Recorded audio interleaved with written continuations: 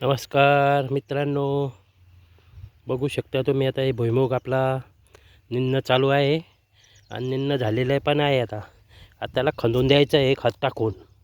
बघा कसं एकदम छान आलेलं आहे. आता फुलं लागलेली आहे त्याला, बघा तुम्ही फुलं लागलेले आहे बा, फुलं लागलेले एकदम छान. आणि आता खंदून आणि त्याला खत टाकून दिलं का मग आपलं काम चालू होऊन जातं.